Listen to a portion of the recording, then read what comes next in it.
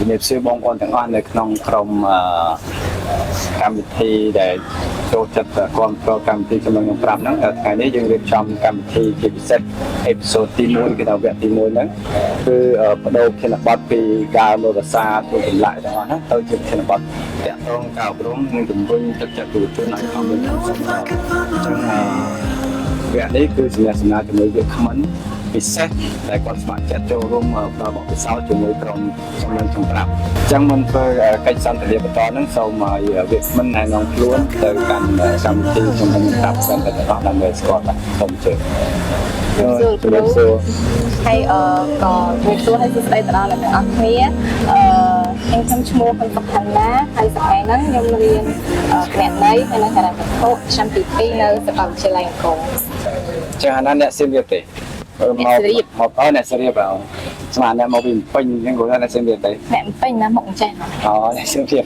អូខេអញ្ចឹងយើងអ្នកសៀមរាបដែរខ្ញុំក៏អ្នកសៀមរាបប៉ុនមកពីពេញអ្នកសៀមរាបអីអ្នកសៀមរាបតាមនៅ6-10ឆ្នាំហ្នឹង6-10ឆ្នាំដល់3សា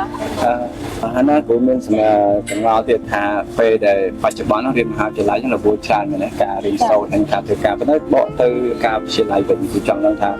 ពេលនៅវិទ្យាល័យហ្នឹងហាណាដែលមានបទពិសោធន៍អីខ្លះតាក់ទងនឹងសង្គមឬក៏ការងារសាលាខ្លះជួយចែកលេខការនៅវិទ្យាល័យមកនិយាយពីការខ្ញុំនៅវិទ្យាល័យវិញក្រៅពីការសិក្សារៀនសូត្រខ្ញុំក៏ជាផ្នែកមួយនៃសមាគមសិស្សដែរអញ្ចឹងសមាគមសិស្សហ្នឹងតាក់ទងជាមួយនឹងគេហៅថាបែបខាង entrepreneurship បែបខាងសហគ្រិននិយាយទៅសិស្សដែលមានគំនិតច្នៃប្រឌិតឬថាជាក្រុមមួយនៃការមានគំនិតច្នៃប្រឌិតបន្តគំនិតឲ្យមានថាគំនិតចង់ចេះរកស៊ីឬក៏អីអញ្ចឹងទៅវាតាក់ទងជាមួយនឹងការងារសង្គមខាងក្រៅអញ្ចឹងក៏ខ្ញុំនៅរៀននៅពេលខ្ញុំជាសមាជិកនៃសហគ្រិនសិស្សហ្នឹងក៏ខ្ញុំបានចូលរួមការងារដោយតាក់ទងជាមួយនឹងខាងហិរញ្ញវត្ថុផងដែរដូចនៅសាលាខ្ញុំជួយខាងបើកវិជីតាក់ទងជាមួយនឹងការគ្រប់គ្រងឬអីហ្នឹងគឺខ្ញុំទទួលបានចំណេះពីខាងលើដោយសារតែខ្ញុំបានអនុវត្តផ្ទាល់ហើយក៏ទទួលបានការបង្ហាត់បង្រៀនពីលោកគ្រូអ្នកគ្រូដែលគាត់មានជំនាញខាងលើដូចគ្នាអញ្ចឹងមានថាបទពិសោធន៍ការនៅវិទ្យាល័យក៏តាក់ទងរៀបចំលុយកាក់ហើយឥឡូវរៀនក៏តាក់ទងលុយកាក់នៅវិទ្យាល័យការប្រឡងបាក់ឌុបតែទុតិយភូមិឆ្នាំណាដែរខាងណាប្រឡងឆ្នាំខ្ញុំប្រឡងបាក់ឌុបឆ្នាំ2024ចឹងចង់ដឹងលទ្ធផលហើយព្រោះទៀតថាលទ្ធផលបានអីការប្រឡងស៊ីទៅវាអញ្ចឹងគូគិតថាចាក់ផ្សាយបើមិន B គឺ A ដោយសារមនុស្សមកចត់ហើយខំរៀនហើយលើកក្រោយចម្លើយថាបានទេនីតិ A បាននីតិ A អញ្ចឹងពេលអារម្មណ៍ផ្ទាល់មកពេលដែលគូស្ដាប់លទ្ធផលហើយគេប្រកាសថាហ៊ុនសុខហាន់ណានេះបាននីតិ A តែយើងមានអារម្មណ៍យ៉ាងម៉េចភ្លាមហ្នឹង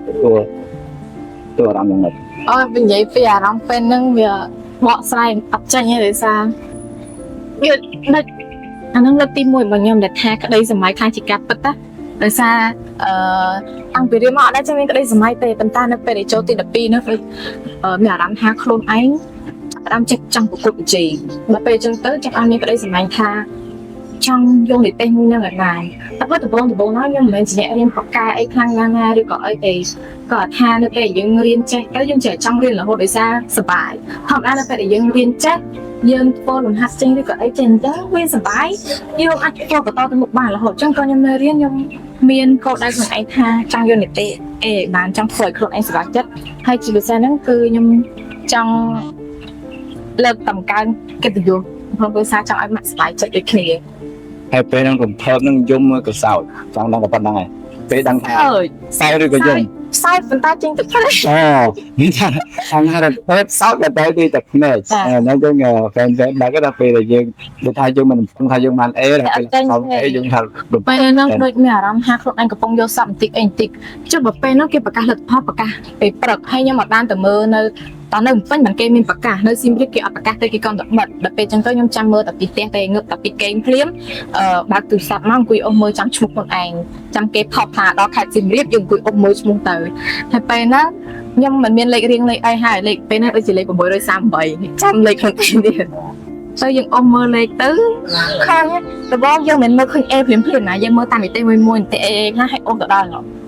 New Zealand តែពេលហ្នឹង ហើយចឹងពេលឆ្នាំសិក្សាគឺ2024ហើយអ្នកទទួលអេបានប៉ុន្មានអ្នកចំនួន ចំនួនខ្ញុំទទួលបាន2នាក់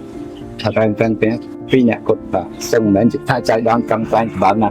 ហើយតកតងលទ្ធផលអេហ្នឹងយើងបានអីខ្លះពេលយើងទទួលអេហើយ បើនិយាយពីសមិទ្ធផលនៃការទទួលបានអតិហ្នឹងយើងទទួលបានរង្វាន់លើកទឹកចិត្តច្រើនមែនតើយើងបានទៅពេញទៅជួបសំណាក់សំណាមួយសម្ដេចហើយមានឲ្យដូចជាឲ្យ tablet ឲ្យជាប្រាក់លើកទឹកចិត្តហើយនឹងប្រាក់ដូចជាចំនួន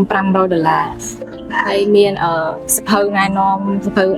ផ្សេងៗតាក់ទងជាមួយនឹងចំណេះដឹងអីទៅហើយដល់ពេលមកខាងខេត្តសៀមរាបវិញយើងមានរង្វាន់ជាម៉ូតូពីហ្នឹងទៀតបើសិនជាយើងទទួលបាននីតិអេហ្នឹងក៏មានអាហារូបករណ៍ជាច្រើនដែលនឹងរងចាំយើងដែរដូចថាមុននឹងយើងដូចថាមុននឹងប្រឡងក៏យើងនៅរៀនទី12សាលាគេមានផ្ដល់ជាសភៅឲ្យយើងទៅសេថាយើងចង់ដាក់អាហារូបករណ៍ទៅសាលារដ្ឋមួយណានៅឃើញអីចឹងណាចឹងនៅពេលដែលយើងដាក់ឈ្មោះយើងចូលចឹងពេលយើងទទួលបាននីតិមកគេប្រកាសអាហារូបករណ៍ពីសាលារដ្ឋទាំងអស់ទាំងហេតុចឹងយើងមានឱកាសក្នុងការទទួលបានអាហារូបករណ៍ច្រើនកន្លែងមែនទែន ចឹងមានថាគុណប្រយោជន៍មួយទៀតនេះថាអាចទទួលអាហារូបករណ៍ហ្នឹងគឺ100% ចា